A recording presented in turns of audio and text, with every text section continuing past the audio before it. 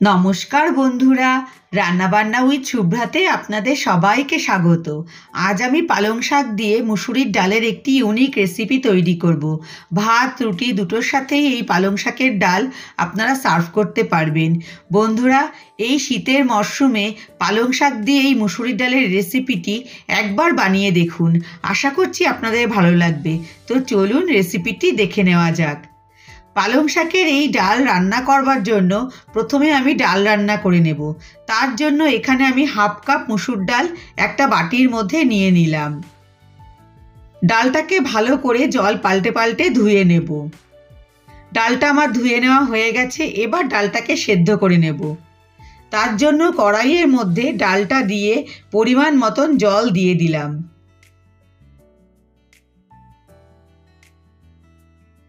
দিয়ে দিলাম 1 চামচ লবণ,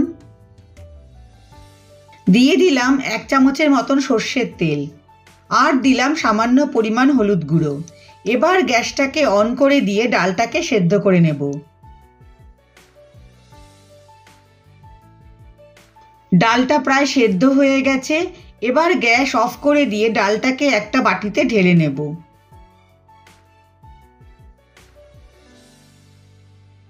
এখানে আমি এক আটি পালং শাকের পাতাগুলোকে ভালো করে ধুয়ে কেটে নিয়েছি।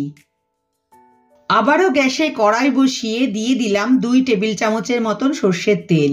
তেল গরম হয়ে গেলে ফোড়নের জন্য দিলাম সামান্য পরিমাণ হিং, একটা তেজপাতা, 2টো শুকনো লঙ্কা, আর দিয়ে দিলাম হাফ চামচ গোটা জিরে। ফোড়নটাকে তেলের মধ্যে দিয়ে কয়েক সেকেন্ডের মতন ফোড়নটাকে নাড়াচাড়া করে নেব। আপনারা যদি হিং পছন্দ না করেন তাহলে স্কিপ করে যেতে পারেন। ফোড়নটাকে একটু ভাজা ভাজা করে নিয়ে যখন ফোড়ন থেকে সুন্দর একটা গন্ধ বেরোবে তখন এর মধ্যে দিয়ে দেব পেঁয়াজ কুচি। আমি এখানে একটা মাঝারি সাইজের পেঁয়াজকে কুচিয়ে নিয়েছি। পেঁয়াজটাকে তেলের মধ্যে দিয়ে খুব ভালো করে পেঁয়াজটাকে ভেজে নেব। বন্ধুরা, আমি এখানে মুসুর ডাল নিয়েছি। আপনারা চাইলে মুগ ডাল বা অড়হর ডালেরও করতে পারেন। পেঁয়াজটাকে ভেজে নিয়ে এবার দিয়ে দেব 1 টেবিল চামচের মতন রসুন কুচি, 1 টেবিল চামচ আদা কুচি। আদা ও রসুন কুচিটা দিয়ে পেঁয়াজের সাথে আদা ও রসুনটাকে ভেজে নেব। আমার পুরো রান্নাটি আপনারা শেষ পর্যন্ত দেখুন। যদি ভালো লাগে তাহলে আমার চ্যানেলটিকে সাবস্ক্রাইব করে নেবেন এবং একটা লাইক দিয়ে আমার পাশে থাকবেন। আদা রসুনটাকে পেঁয়াজের সাথে ভেজে নিয়ে দিয়ে দেব একটা মাঝারি সাইজের টমেটো কুচি, দিয়ে দিলাম 4টে চেরা কাঁচা লঙ্কা। টমেটো ও কাঁচা লঙ্কাটা দিয়ে একটু ভালো করে ভেজে নিচ্ছি।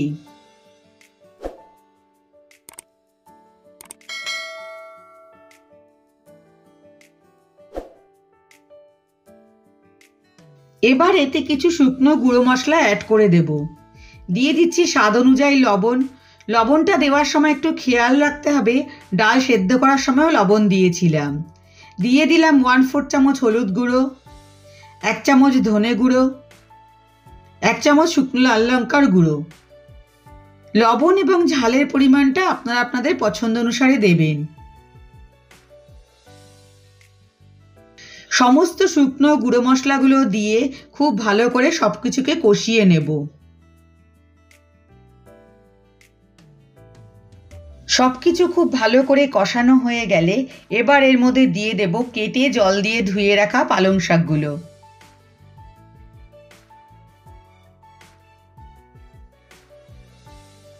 পালং শাকটা দিয়ে মশলাগুলোর সাথে খুব ভালো করে মিশিয়ে নেব।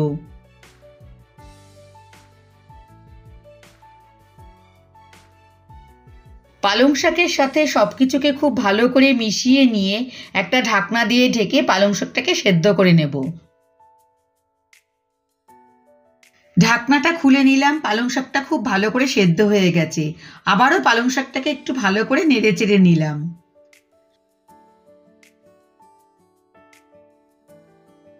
এবার এর মধ্যে দিয়ে দিচ্ছি সেদ্ধ করে রাখা মুসুরির ডাল। সেদ্ধ করে রাখা ডালটা দিয়ে ডালের সাথে পালং শাকটাকে খুব ভালো করে মিশিয়ে নেব। মুসুরির ডালটা দিয়ে খুব ভালো করে পালং শাকের সাথে মিশিয়ে নিয়ে 3-4 মিনিটের মতন রান্না করে নেব। দিয়ে দিচ্ছি 1 টেবিল চামচ চিনি। চিনিটা দিয়ে আবারও খুব ভালো করে সব কিছুকে মিশিয়ে নিয়ে আরও 2-1 মিনিট ডালটাকে ফুটিয়ে নিয়ে সবশেষে এর মধ্যে দিয়ে দিলাম 1 টেবিল চামচ ঘি।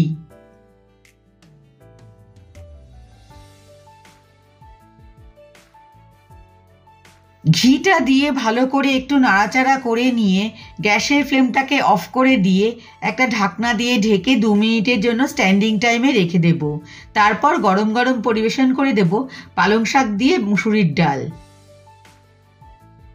বন্ধুরা, পালং শাক দিয়ে মুসুরির ডালের এই রেসিপিটি আপনাদের কেমন লাগলো আমাকে কমেন্টস করে অবশ্যই জানাবেন।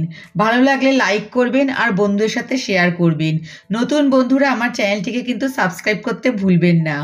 আজ এ পর্যন্তই। আবার আমি আসবো নতুন রেসিপি নিয়ে। সবাই ভালো থাকবেন, সুস্থ থাকবেন। ধন্যবাদ।